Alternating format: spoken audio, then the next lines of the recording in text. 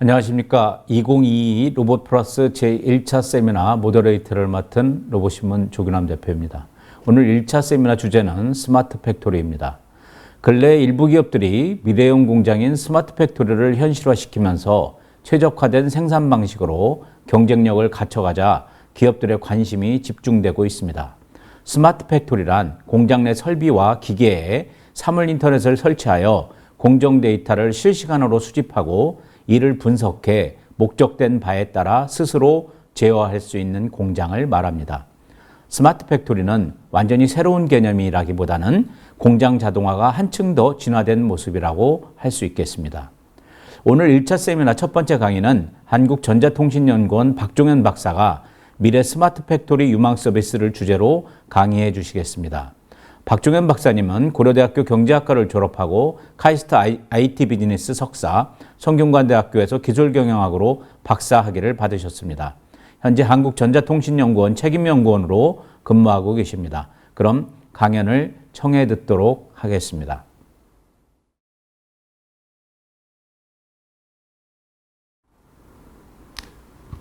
안녕하세요. 한국전자통신연구원의 박종현입니다.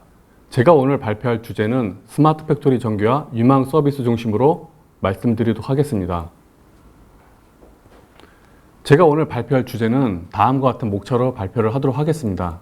첫 번째, 추진 배경 및 목적, 다음 스마트 팩토리 개념 및 중요성, 국내외 정책 동향 및 환경 분석, 네 번째, 국내 스마트 팩토리 유망 서비스 도출, 마지막으로 국내 스마트 팩토리 활성화 방향을 제언하도록 하겠습니다. 우선 추진 배경 및 목적을 말씀드리면, 첫 번째, 일단 국내 산업의 어떤 제조업이 차지하는 비중과 수출 의존도가 매우 높은 것이 주요한 특징이 있습니다.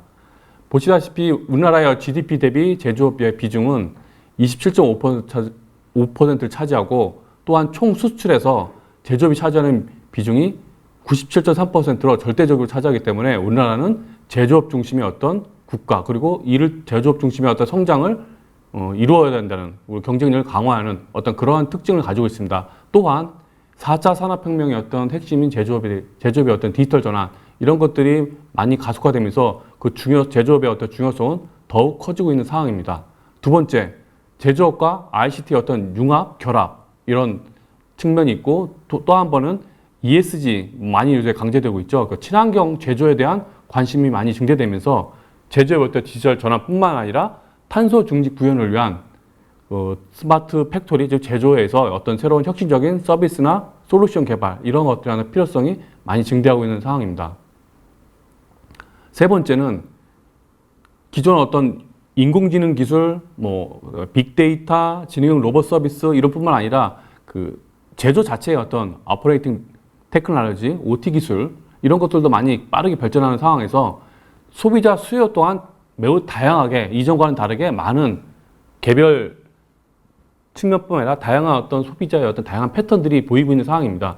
따라서 제조업이 이런 것을 적극적으로 대응하기 위해서는 제조 자체의 어떤 유연성과 생산성, 이런 것들을 높일 수 있게 한 어떤 마찬가지로 스마트 팩토리 어떤 제조 혁신이라든가 유망 기술이나 서비스를 어떻게 개발할 것인지, 그런 측면들이 상당히 많이 중요해진 상황입니다. 다음으로 4차 산업의 확대에 따라 어떻게 보면 현재 앞서 말씀드린 것처럼 제조업의 어떤 디지털 전환이 빠르게 지금 전개되고 있는 상황입니다. 이를 통해서 어떤 지능형 어떤 자율공장, 궁극적으로 그다음에 능동적 소비자가 참여하는 어떤 스마트 팩토리, 이런 어떤 컨셉들이 많이 지금 얘기가 되고 있고, 그래서 궁극적으로는 미래의 지향적인 어떤 제조 혁신과 그다음에 새로운 제조 분야에서의 어떤 가치 창출, 이런 것들이 매우 중요한 시점에 놓여 있습니다. 이에 저희는 저희 애트리와 또 기술력 전문가인 키스텝이 협력해서 제조 분야의 어떤 분야에서 협업을 통해 저희가 진행을 해왔습니다. 그래서 산학연 전문가 자문 및 그다음에 브레인스토밍, 이런 다양한 연구 수행 절차를 통해서 세 가지 저희가 분석을 하였습니다. 첫 번째, 국내 스마트 팩토리가 직면한 문제점은 무엇인지, 이것을 저희가 살펴보고, 두 번째, 미래 스마트 팩토리 유망 서비스를 저희가 발굴을 하였습니다. 마지막으로 국내 스마트 팩토리 경쟁력 강화를 위한 활성화 방향을 저희가 제언을 했습니다. 기본적으로 스마트 팩토리, 뭐 스마트 공장 이렇게 많이 얘기가 되고 있는데요. 지금 많이 화두가 되고 있죠. 제조업에서 스마트 팩토리는. 정부에서도 적극적으로 스마트 공장 보급 확산, 뭐 관련된 정책이나 이런 것들을 많이 추진하고 있고요. 스마트 팩토리는 과기정통부의 어떤 정의에 의하면은 기획, 설계, 생산, 유통, 판매에 이르는 제조 과정에서 사물 인터넷, 인공지능, 그다음에 AR, VR 같은 가상 증강 어떤 기술, 빅데이터, 5G 이런 어떤 기술들을 접목시켜서 제조의 어떤 생산성을 향상시키고 품질도 높여주고 또한 고객의 다양한 맞춤형 수요에 대해서 생산할 수 있는, 그에 대응해서 생산할 수 있는 자동화된, 한 걸음 더 나아가 지능화된 공장이라고 할 수 있습니다. 이 그림에서 보시는 것처럼 기존의 일반 공장은 생산 설비, 그다음에 제어 시스템, 그다음에 공장 관리, 어떤 단순한 어떤 이런 구조였다면 스마트 공장은 여기에 데이터라는 것이 이제 들어갑니다. 그래서 다양한 생산 설비의 어떤 그 사물인터넷 데이터 센서나 이런 것들을 통해서 데이터를 수집해서 그것이 가상으로 뭐 클라우드나 이런 서비스에서 저장하고 그다음에 이제 인공지능이나 빅데이터를 통해서 분석, 예측 이런 것을 통해서 다시 선순환적인 피드백을 통해서 그 스마트 공장 자체가 결국에는 자동화되고 나중에는 지능화되는 어떤 이런 선순환의 어떤 공장, 이것이 이제 스마트 공장이라고 할 수 있습니다. 그러면 이 스마트 팩토리는 왜 중요한가? 특히 우리나라 같은 산업 제조업이 비중이 큰 나라에서 왜 중요한지 말씀드리면, 첫 번째, 우리나라는 제조업 중심의 산업 주도다. 앞서 말씀드린 것처럼 제조업 중심의 어떤 성장의 어떤 산업을 가지고 있는 구조상 이 제조업의 어떤 경쟁력을 강화시킬 필요성이 있고, 기존의 어떤 방식과 다른 4차 산업혁명의 어떤 핵심 기술들을 활용한 스마트화, 디지털 전환 이런 것들이 이제 제조업의 접목이 되어야 된다. 그래서 중요한 측면이 있고요. 그 이제 핵심의 하나가 바로 스마트 공장이라 할 수 있습니다. 또한 신성장 동력의 핵심 산업으로도 스마트 팩토리가 매우 중요하다. 세계 시장 점유율이 우리나라 품목이 지금 현재는 많이 정체되어 있는 상태에 있습니다. 그러면 그런 측면에서 보면은 제조업이 우리나라 자국의 어떤 핵심 중추적인 산업이기 때문에 이 제조업을 혁신을 통해서 글로벌 경쟁력을 강화하는 그런 어떤 중추적인 역할을 담당할 수 있는 게 이 제조업 분야라고 할 수 있습니다. 세 번째, 인구 구조 변화 측면에서 보시면 사회적인 측면, 특히 이제 저출산, 고령화가 많이 빠르게 진행되고 있습니다. 그러면 이거에 어떤 필연적으로 고령화될 경우에는 생산 가능 인구가 점차 감소하고 있는 거죠. 그렇다면 이 생산 가능 인구는 우리나라의 중추적인 산업 일꾼들을 할 수 있는 이런 인력들인데, 이런 인력들이 부족하다는 것은 결국에는 경제가 어떻게 보면 저성장의 어떤 고착화될 수 있는 이쪽의 어떤 흐름으로 갈 수 있다. 이런 우려가 있는 거죠. 통계청 자료 조사에 의하면 생산 가능 인구 비중이 20년에 72% 정도 됩니다. 근데 30년에 예측한 게 66%로 줄어들고 40년에는 56.8%로 지속적으로 생산 가능 인구가 줄어들기 때문에 인력만 가지고 어떻게 보면 제조업을 앞으로는 하겠다. 이런 거는 이제 되게 어려운 상황인 거죠. 그렇다면 이런 어떤 인구 구조나의 변화를 받아들이고 이걸 어떻게 대응할 것인지, 그러기 위해서는 결국에는 디지털 디지털 전환, 어떤 4차 산업의 어떤 기술들을 활용해서 미래 제조를 혁신하는 어떤 그러한 어떤 전략이라든가 정책이 이런 것들이 이제 필요한 시점이 되겠습니다. 네 번째는 글로벌 경쟁이 지금 많이 심화되어 있다. 여러분도 아시겠지만 지금 미국, 중국, G2라고 할 수 있죠. 이 국가들의 어떤 기술 패권을 위한 어떤 경쟁이 많이 첨예하게 지금 경쟁을 이루어졌죠. 특히 뭐 제조업 중에 이제 반도체 같은 경우에는 또 글로벌 공급망 확보를 위한 어떤 이런 것들이 어떤 결국에는 자국의 어떤 주도권을 확보하기 위한 어떤 경쟁이 심화되고 있고, 이런 상황에서 각 국가들은 결국 스마트 공장을 도입하고 구축해서 그쪽에 하기 위한 어떤 자원과 역량을 집중적으로 투자하고 있는 상황입니다. 우리나라 또한 마찬가지고요. 다음, 이 스마트 팩토리 어떤 시장 자체가 상당히 이제 앞으로 클 것이다. 이렇게 전망되기 때문에 중요한 산업이라 할 수 있습니다. 2020년 2,700억 달러에서 연평균 CAGR 9.3% 성장을 통해 2026년에는 4,200억 달러 정도 이렇게 빠르게 이제 시장이 확대될 거 전망되기에 따라 이 스마트 팩토리 시장에 있어서 우리나라도 빠르게 적응을 하고 어떻게 대응을 할 것인지, 그리고 어떻게 글로벌 경쟁력을 강화해야 될 것인지, 그런 것들이 지금 매우 필요한 시점에 놓여 있습니다. 다음은 스마트 팩토리 정책 동향 및 환경 분석에서 말씀드리겠습니다. 우선 정책 동향을 보면 기본적으로 우리나라를 비롯해서 제조 강국인 독일, 그다음에 글로벌 제조의 어떤 선도국가 미국, 또 로봇 강국인 일본, 또 이제 후발주자지만 제조업에 지금 엄청난 국가적인 자원과 역량을 투입하고 있는 중국 등 해외 주요국은 인공지능, 빅데이터, 5G, 로봇 이런 기술들을 활용해서 디지털 전환, 그다음에 스마트 제조의 혁신 이런 거를 적극적으로 추진하고 있고, 그걸 통해서 스마트 팩토리 중심의 어떤 글로벌 경쟁 확보를 위해 정책적인 지원과 그다음에 민간 협력의 어떤 자원과 역량을 총체적인 전사적으로 투입하고 있는 상황입니다.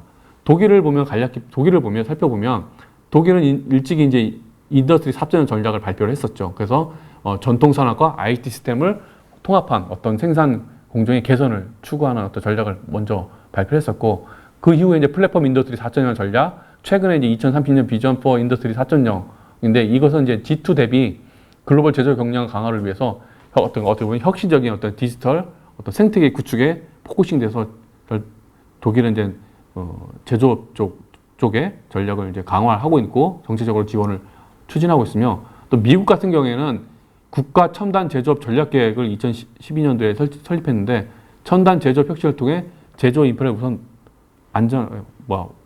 구축하는 것이 이제 그 핵심의 어떤 전략이었고, 그 이후로 이제 첨단 제조업 리더십 확보 전략, 그 다음에 바이든 정부가 들어와서 기술혁신 정책 의제 이런 것들을 이제 내놓았습니다.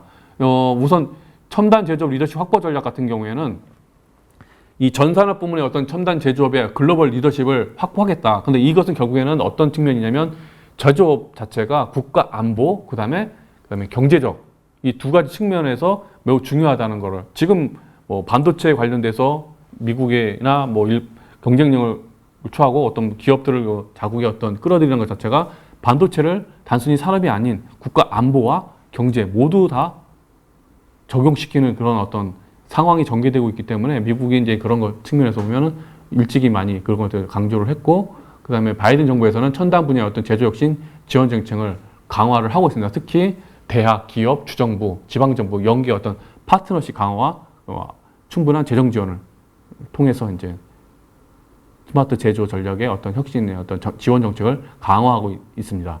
일본 같은 경우에는 일찍이 소사이어티 5.0을 통해 스마트 매니팩처링을 선정해서 스마트 팩토리 어떤 관련 정책을 추진을 시작했고, 그 다음에 디지털 전환 관련 보고서를 통해 일본 기업의 어떤 디지털 전환 추진을 위한 다양한 정책이나 이런 것들을 개발하고 있습니다. 특히 로봇 강국인 일본은 지능형 로봇이라든가 이런 것을 활용해서 기업에서의 산업에서의 어떤 적용 이런 것에서 어떻게 하면 글로벌 경쟁을 강화할 것인지 이런 측면에서 경쟁력을 좀 많이 가지고 있는 게 일본입니다. 다음으로 중국 같은 경우에는 후발주자이지만 중국은 야심차게 제조의 어떤 글로벌 선두 국가를 천명하기 시작한 게 이제 중국 제조 2025 15년도에 발표한 거, 이걸 통해서 단계별로 중국이 제조업 고도화 전략을 제시를 했습니다. 그 이후로 이제 스마트 제조 발전 계획, 스마트 제조 정책 백서, 이거 외에도 여러 가지 많이 있는데, 이를 통해서 선진국가의 어떤 후발주자로서 선진국가의 스마트 제조 격차를 해소하고 2025년까지는 스마트 제조 지원 시스템을 완전하게 구축하는, 그래서 향후 중국이 제조의 어떤 글로벌 선도 국가를 지향하는 어떤 정책을 정부 차원에서 적극적으로 지원하고 있는 상황입니다. 한국 또한 마찬가지로 중소기업 스마트 제조 혁신 전략 2018년도에 이걸 통해서 스마트 공장 보급 확대를 추진하고 있으며, 또한 이제 5G를 접목해서 스마트 공장 고도화 전략, 여기에 인공지능, 데이터, 5G 이런 어떤 기반의 스마트 공장 고도화, 그리고 관련된 제조 공급 기업 어떤 경쟁력 향상 이런 쪽에 정부의 어떤 지원과 정책들을 많이 투입을 하고 있는 상황입니다. 다음으로 스마트 팩토리 관련돼서 환경 분석으로 스틱 분석을 저희가 해봤습니다. 본 내용은 기본적으로 저희가 스틱 분석을 했고, 여기서 발표한 내용은 스틱 분석에 대한 결과로서 어떻게 전략을 미래에 스마트 팩토리가 나아갈 것인지 그런 측면에서 말씀을 드리도록 하겠습니다.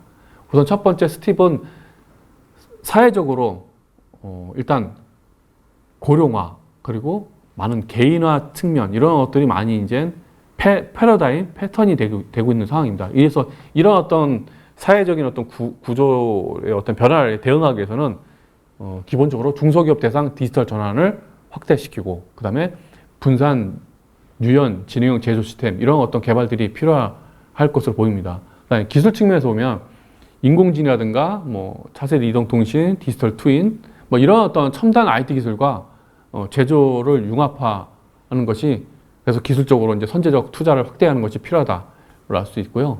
경제적인 측면에서는 앞서 말씀드린 것처럼 글로벌 어떤 제조 산업의 패권 경쟁, 경쟁력 강화 이런 것들이 많이 이제 전개되고 있습니다. 우리나라도 이제 여기에서 뒤처지지 않게 해서 적극적으로 대응하기 위해서는 가치사슬 연계형의 어떤 스마트 제조 동안 글로벌 경쟁 우위를 확보하는 어떤 전략을 마련하는 것이 필요한 상황입니다. 다음으로 생태계 측면에서 보면 일단 기본적으로 제조 스마트 공장의 활성화되기 위해서는 관련된 생태계 인프라가 잘 구축되어야 되겠죠. 그러기 위해서는 일단 제조산업 패러다임 변화에 지금같이 4차 산업혁명 관련된 디지털 전환이라든가 여러 가지 인구가 감소되고 그다음에 기술의 어떤 혁신을 통한 제조업의 어떤 그 새로운 어떤 부가가치 창출 이런 것들에서 능동적으로 대응하기 위한 창의적이고 창의성이 높은 어떤 제조 서비스업을 집중적으로 육성하고 개발할 필요성이 있을 것 같습니다. 그래서 인프라를 고도화하고 생태계 인프라를 고도화, 강화시키는 것이 그런 전략이 필요할 것이고요. 정책적 측면에서 보면은 일단 아시다시피 스마트 팩토리가 뭐 대기업도 있고 중소기업도 추진을 하고 있습니다. 근데 대기업은 자체적으로 기술이나 역량들, 재정적인 측면들이 많이 여력이 있기 때문에 충분히 할 능력이 있는데 이제 문제는 중소기업이죠. 중소기업 같은 경우에는 스마트 팩토리에 대해서 재정적인 어떤 지원이라든가 이런 것들이 좀 많이 이제 필요한 상황에 놓여 있습니다. 그래서 이런 중소기업 어떤 경쟁력을 강화하고 또한 이제 강하게 어떤 전략적 정책적 측면에서 정부의 어떤 지원 정책이 필요한 것이고 다음에 이제 아시다시피 이제 기후 변화라든가 환경 문제 이런 것들이 이제 많이 지금 중요하고 제조업에서도 그런 것들을 반영을 해야 되는 어떤 그런 필요성이 제기되면서 탄소 절감과 스마트 팩토리 관련된 것들을 적극적으로 연계하는 어떤 그런 정책적인 방안 마련들이 향후에는 필요할 것 같습니다. 자, 다음으로 이제 저희가 본격적으로 저희가 한 연구 내용 중에 국내 스마트 팩토리 유망 서비스를 저희가 도출을 하는 연구를 진행을 하였습니다. 기본적으로 연구 프로세스는 첫 번째 국내 산학연 다양한 분야의 물론 이제 스마트 팩토리 관련해서 전문가 워크숍을 저희가 개최를 했습니다. 그래서 이를 통해 당면 과제 그리고 스마트 팩토리 어떤 유망 서비스 후보군을 저희가 도출을 했습니다. 이후에 두 번째 단계로 이러한 스마트 팩토리 서비스 후보군을 대상으로 저희가 관련 애트리뿐만 아니라 대외 어떤 관련 전문가분들과의 어떤 검토 그리고 브레인스토밍 등을 여러 번의 시행을 통해서 최종적으로 13개의 스마트 팩토리 유망 서비스를 저희가 선정을 하였습니다. 이를 통해 마지막으로 이제 활성화 전략 방향을 제안을 했습니다. 유망 서비스 도출 과정에서 이제 저희가 이제 첫 번째 당면 과제는 저희가 현재 어떤 측면이 지금 제조업에서 스마트 팩토리 특히 문제점이 무엇이냐 봤을 경우에 우선 기술, R&D, 정책, 제도, 비즈니스 생태계 측면에서 보면 간략히 몇 가지 이제 파악한 걸 보면 우선 기술 측면에서는 낮은 핵심 기술 경쟁력이 우리가 좀 약하다. 원천 기술 경쟁력이 약하고 그 다음에 무선 통신 네트워크 지금 고도화된 5G나 이런 것들을 차세대 이동 통신을 결합한 그런 어떤 네트워크가 지금 많이 미흡하다는 거. 또한 로봇 간 그리고 작업자 로봇 간 자율적인 커뮤니케이션 가능한 어떤 그런 기술 역량이 부족하고 또한 산업의 제조업에서 나타나는 데이터를 활용하고 그런 측면에서 보면 그러다 보면 이런 어떤 해킹이나 이런 문제가 있기 때문에 그런 것들을 대응하기 위한 보안 시스템 이런 것들이 인프라가 아직은 미흡하다는 거 이런 측면들이 이제 나타났고요. 정책 제도 측면에서 보면 아무래도 중소기업들을 위해서는 스마트 팩토리 어떤 개발한 것들, 기술이나 시스템, 이런 서비스를 검증하는 어떤 테스트 베드가 아직은 많이 좀 부족하다. 그리고 각종 어떤 규제나 이런 것들이 좀 여전히 존재하고, 또한 산업 현장에 발생한 다양한 데이터를 아무래도 잘 효율적으로 가기 위해서는 표준화가 이제 필요한데, 어떤 표준화된 어떤 가이드라인과 제도 이런 것들이 미흡한 측면이 있습니다. 비즈니스나 생태계 측면에서 보시면 일단 경영진 자체, 중소기업 특히 이제 경영진의 어떤 도입, 활용에 대한 인식이 낮은 측면이 좀 많이 나타났고요. 전문 인력도 부족하고, 그 다음에 아무래도 이제 그 정부에서도 이제 5G를 적극 활용해서 스마트 팩토리를 도입하려고 하는데, 어떤 아직까지 성공 레퍼런스라든가 이런 것이 좀 약간 부족하고, 그 다음에 우리가 이제 데이터나 뭐 이런 것들은 많이 저희가 가지고 있지만 이것을 실질적으로 공유하고 활용하는 데 있어서는 많이 부족합니다. 그래서 이런 것들을 잘 활용 공유해서 어떤 새로운 비즈니스 창출을 만들어야 되는데, 그런 기회들이 활용이나 공유가 부족하기 때문에 그런 어떤 비즈니스 측면에서 좀 제약이 있는 상태입니다. 최종적으로 저희가 앞서 말한 것처럼 스마트 팩토리의 어떤 유망 후보군을 한 대략 50개 정도로 압축해서 후보군을 압축해서 놨고, 그걸 통해서 전문가 검토와 브레인스토밍을 해서 최종적으로 저희가 요 그림에서 여기 지금 슬라이드에서 보신 것처럼 13대 유망 서비스를 선정을 하였습니다.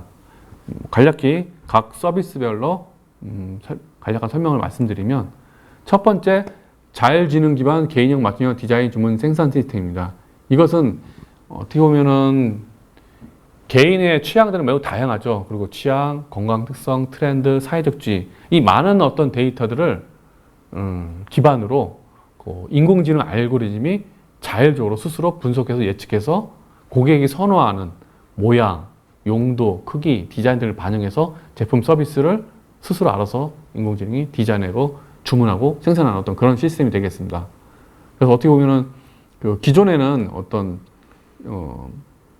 주문 생산 시스템이 다양한 특성을 종합적으로 개인의 특성을 적기에 반영하지 못하고 뭐 실시간 주문 생산 제공 역량이 미흡했는데, 이 서비스를 도입한다면 어떻게 보면 고객에 최적화된 제품을 실시간으로 디자인해서 주문하고 생산하는 어떤 그런 서비스가 제공이 가능할 것으로 보입니다. 다음은 두 번째, 인간과 협업하는 지능형 자율공장입니다. 이 기본적인 개념은 자율지능을 가진 로봇이 생산 과정에서 로봇 간 또는 작업자 어떤 상호 자율적으로 소통, 협업하는 어떤 그런 과정이 필요한데, 그런 것들을 잘 할 수 있게끔 하는 또 최적화된 공장을 얘기하는 것, 공장을 말할 수 있습니다. 기본적으로 현재 상황에서는 사람과 로봇과 로봇이 공장에서 같이 작업할 경우에, 예를 들어서 커뮤니케이션이 중요한데 그런 것들이 실시간적으로 바로바로 돼야 되는데, 그런 것들에서는 약간 어려운 측면이 있습니다. 근데 이런 어떤 기술 서비스가 도입된다면 디지털 트윈 기반의 어떤 최적화된 생산 공정 계획을 수행할 수도 있고, 이를 통해서 지능화된 제조 환경을 좀 더 빨리 앞당길 수 있는 어떤 그런 서비스가 되겠습니다. 세 번째, 자율지능 제조 모듈 가변형 생산 시스템입니다. 이것은 제품 생산 유형별 스스로 알아서 조립이 가능한 제조 환경을 제공하는 가변형 제조 모듈 시스템이라 할 수 있겠습니다. 결국에 핵심은 스스로 알아서 어떻게 보면은 빠르게 변화하는 수요를 반영해서 스스로 알아서 생산 시스템을 효율적으로 가변적으로 대응할 수 있는 어떤 그런 시스템이라고 이해하시면 될 것 같습니다. 네 번째는 메타버스가 많이 좀 강조되고 있는데, 소비자 콜라보 메타버스 가상 설계 제조 공장이라고 저희가 명명을 한 서비스는 어떤 의미냐면, 일단 메타버스의 가상 공간에서 기존에는 우리가 신제품 개발 과정에서 소비자 어떤 수요 조사 이런 것들을 설문 조사 이런 걸 많이 반영해 했는데, 뭐 그런 것들에 뭐 약간 한계점도 많이 이제 있었죠. 그렇죠? 여기서는 소비자가 메타버스 가상 공간에서 직접 참여해서 신제품 자체를 디자인, 설계, 제조 이런 것들을 다 관여를 하는 거죠. 그래서 그 안에서 이 자체를 개발한 것을 시뮬레이션까지 해서 하는 그런 어떤 가상의 어떤 설계 제조 공장이라고 할 수 있습니다. 숙련 경험 모사형 제조 공정 고도화 기술. 이건 어떤 서비스냐면, 생산 현장에서 고숙련 근로자의 어떤 작업 노하우, 어떻게 보면 이런 다년간 축적된 경험 이런 것들이 많이 좌우되는 어떤 제조 공정이나 어떤 이런 작업들이 있습니다. 근데 이런 것들은 아시겠지만은 고수용자의 업무 수행이 많이 이제 이 생산 공정에 좌우가 많이 되겠죠. 그렇다면 이런 분들의 어떤 그 기술들을 어떻게 보면 이분들이 없으면 공정이 안 이루어지는 어떤 현재 그런 어떤 제조 공정의 어떤 일종의 어떤 그런 시스템들이 있는데 이분들이 없어도 다른 직원들이 똑같이 그만큼 퀄리티를 낼 수 있는 하려면 어떻게 할까? 그러면 이분의 노하우를 어떻게? 결국에는 인공지능 학습을 통해서 디지털화해서 이분의 노하우를 고스란히 디지털화하는 거죠. 그러면 그걸 따라서 그거를 이제 일반인들도 다 같이 쓸 수 있는. 그래서 어떻게 보면은 그 제조 공정의 어떤 효율성과 생산성을 그 고수용자에 관계없이 축적된 노하우를 통해서 디지털화된 어떤 그 축적된 기술을 통해서 제조 공정을 상시 계속 효율성과 생산성을 높일 수 있는 그런 어떤 서비스를 할 수 있습니다. 다음은 고수용 직무 교육 및 공정 가이드. 예를 들어서 이제 복잡한 공정이 있죠. 작업 같은 경우에 비수용자 같은 경우에는 직접 참여하기도 어렵고 일부 제한된 업무만 수행하겠죠. 그러면 이런 분들의 어떤 매뉴얼 자체도 이제 복잡하고 그러면 쉽게 이분들이 이 비수용자도 어떻게 작업을 참여할 수 있게 하느냐. 그것은 이제 인공지능과 지가형식 기계를 활용해서 뭐 헤드업 디스플레이라든가 뭐 이런 것들 이제 쓰면서 앞에 이제 그 가상현실이 나타나서 작업의 어떤 매뉴얼을 안내해주면 그것만 착용하면 쉽게 작업자가 그 서비스를 그 안내에 따라 작업을 할 수 있는 어떤 그런 서비스라고 할 수 있습니다. 그래서 이제 지각현실을 활용한 제조 공정의 업무를 어떻게 보면 안내해주는 제공 서비스다. 이렇게 이해하시면 될 것 같습니다. 7번째, 공장 내 자율주행 물류 시스템. 아시겠지만 공장이 매우 크고 뭐 여러 가지 있으면 뭐 창고도 있고 부품 원재료나 재료를 보관하는 공장 창고도 있고 제조를 이제 실제 하는 공정 라인도 있고 그러다 보면 이제 공장에서 이제 원재료 부품 제품들을 이동하는 과정에서 수작업을 할 거나 뭐 여러 가지 만약에 복잡하고 그다음에 혼선과 뭐 이런 통해서 작업이 지연을 초래할 수 있는 이런 어떤 사항들이 많이 발생하고 있습니다. 근데 이제 이 공장 내 자율주행 물류 시스템을 도입할 경우에는 그 인공지능 그리고 고정밀 위치 정보 기술, 자율주행 기술들을 이제 저희가 활용하게 되겠죠. 그래서 공장 내 원재료나 부품 등을 혼선 없이 어떻게 보면 스스로 알아서 각 생산 단계에 맞게 자율적으로 이동이 가능한 그런 어떤 물류 시스템이라고 이해하시면 될 것 같습니다. 8번째, 작업자 특성 맞춤형 웨어러블 중간 슈트입니다. 지금도 뭐 많이 웨어러블 슈트를 입어서 생산 현장에서 작업을 하고 있는 경우도 많이 있죠. 웨어러블 슈트가 다양하게 많이 활용되고 있습니다. 보행에 제약이 있는 보행자 장애 뭐 어려움이나 이런 분들은 그 웨어러블 슈트를 이제 하지 뭐 또 상지나 이런 데 슈트를 해서 뭐 움직임을 더 좋게 해줄 수 있는 어떤 그런 것으로 해서 이제 그런 측면이 활용되어 있고 산업 현장에서는 생산자의 근로자의 어떤 근력을 증강시켜서 일을 좀 더 수월하게 그리고 다치지 않게 그 다음에 생산성도 높여주는 어떤 그런 측면에서 이제 웨어러블 증강 슈트가 활용되고 있습니다. 근데 여기서 이제 한 발짝 나가서 어떻게 보면 기존에는 그냥 일반적인 범용의 웨어러블 슈트인데 이 서비스는 작업자의 어떤 신체 특성, 뭐 근조지라든가 뭐 작업에 지금 하고 있는 형태 이런 것들을 실시간으로 반영해서 제가 웨어러블 슈트를 입었을 때 그것이 미세하게 조정이 이루어지면서 작업자의 맞춤형으로 해서 일을 좀 더 쉽게 할 수 있게끔 그러면서 생산성도 강화시켜주고 그다음에 제조 공정의 환경, 근로자의 어떤 안전이나 이런 것들도 좀 도와주는 어떤 그런 서비스라고 할 수 있을 것 같습니다. 다음은 이제 지능형 위해 예측 및 안전 강화시설. 공장 내에서 되게 많은 위험도 많이 조사하고 있습니다. 그래서 아시겠지만 뭐 TV라든가 산업재해라든가 이런 안타까운 소식들이 많이 나오고 있는데 결국에는 이제 근로자의 안전을 위해서는 근로자 안전을 위한 어떤 서비스라고 이해하시면 될 것 같습니다. 공장 내에 발전한 각종 안전 사고 유형에 대해서 이제 인공지능 알고리즘이 학습을 통하는 거죠. 그래서 이제 작업자에 대한 위치나 자세 등의 어떤 것들의 어떤 정보 그리고 환경, 그래서 이제 뭐 가스 누출이라든가 위험물 적재 뭐 이런 것들을 학습 봐서 분석 예측. 그래서 이제 그 작업 현장에 작업자가 어디에 위치해 있고 어떻게 하고 있는지 그걸 실질적으로 모니터링하면서 실제 어떤 위험이 발생할 것인지를 발생하면 즉각적으로 알려주는 어떤 그런 서비스라고 할 수 있습니다. 다음 위험 환경 대응 원격 공정 로봇. 작업을 하다 보면 사람이 근로자가 직접 할 수 없는 많은 작업들이 있습니다.